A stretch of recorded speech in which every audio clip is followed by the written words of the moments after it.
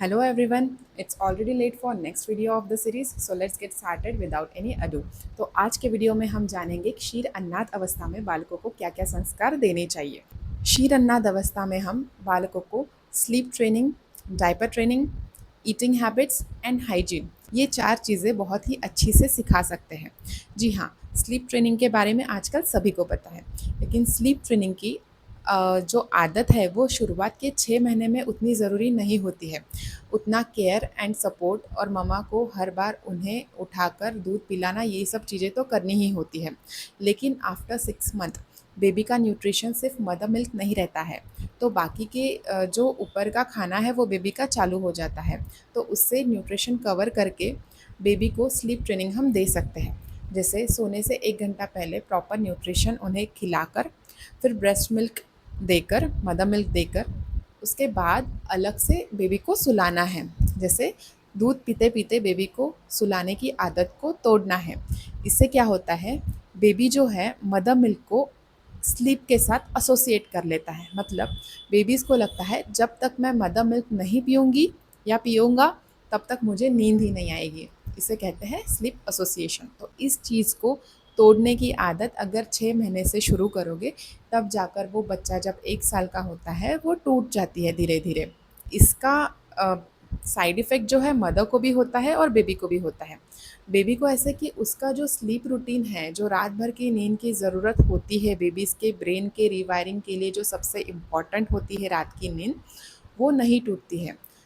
जब भी baby deep sleep में जाने की कोशिश करता है तब उसे याद आता है कि मेरा स्लीप एसोसिएशन मेरे पास नहीं है, मतलब मदर मिल्क मेरे पास या मेरे मुंह में नहीं है। तो इसके वजह से उसकी नींद जो है वो टूट जाती है या गहरी नींद में बच्चा नहीं जा पाता है। और सेकंड जो साइड इफ़ेक्ट है मदर को होता है, उनको भी ऑलरेडी रात की नींद नहीं मिलती है पहले शुरुआती 6 महीने तक, उसके बाद भी बेबीज़ के स्लीप एसोसिएशन की वजह से नहीं मिल पाती है।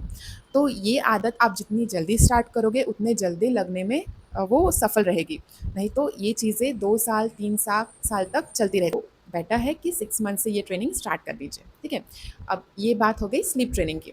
अब second, diaper training.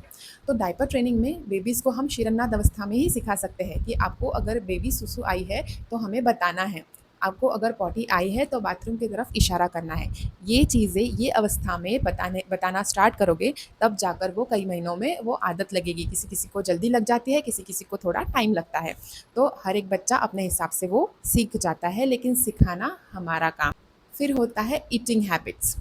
Eating habits में बेबी अगर खुद के हाथ से खाना चाह रहा है, खुद अगर खाने को एक्सप्लोर कर रहा है, तो उसे करने दीजिए।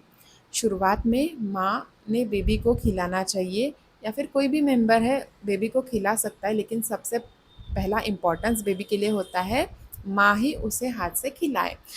उसमें अगर बेबी बीच बीच में फूड को एक्सप्लोर कर रहा है तो उसे टोकना नहीं चाहिए, उसे फूड को एक्सप्लोर करने देना चाहिए। इससे क्या होगा, बेबी जो है फूड के साथ फैमिलियर हो जाएगा और आगे जाके उसे खुद से खाने में आसानी हो जाएगी। ईटिंग हैबिट्स में सबसे इम्पॉर्टेंट होता है कि बच्चा जब खुद से खाना थोड़ा बहुत सीख लेता है, तब उसे इतनी आदत नहीं होती है खाने की, चबाने की या निगलने की। तो जब भी उसे खाना अटकता है तो वो एक रिफ्लेक्स देता है, उसे कहते हैं गैग रिफ्लेक्स। तब सबसे बड़ी गलती जो पेरेंट्स करते हैं या घर के मेंबर्स करते हैं, जब वो गैग रिफ्लेक्स देता है या फिर खांसता है, तब उन्हें पीठ पर थपथपाते हैं या फिर कहते हैं कि बेटा ऊपर देखो।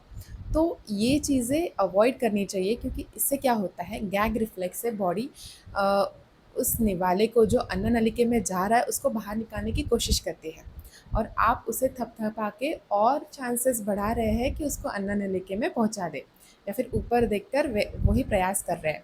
तो ये आप टालिए। इसकी एक प्रोसीजर होती है, प्रॉपर टेक्निक होती है। बच्चे को उल्टा लीजिए, उसका सर नीचे थोड़ा रहना चाहिए झुककर, और फिर पीठ को थपथपाना है।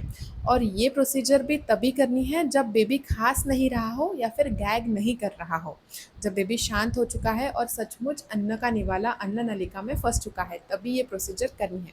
इसके बारे में डिटेल वीडियो हम बनाएंगे, लेकिन फ़िलहाल इतना ध्यान में रखिए कि अगर गैग रिफ्लेक्स और कॉफिंग बेबी कर रहा है तो उसकी बॉडी वो जो निवाला है बाहर निकालने की कोशिश कर रही है, उसको पीठ पे थपथपाकर और क्रिटिकल ना करें।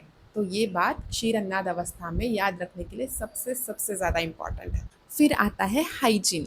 तो इस अवस्था में हम उन्हें हाइजीन मेंटेन करना सिखा सकते हैं, जैसे खुद से अपना टिथ ब्रश करना, ठीक है, कुल्ला करना।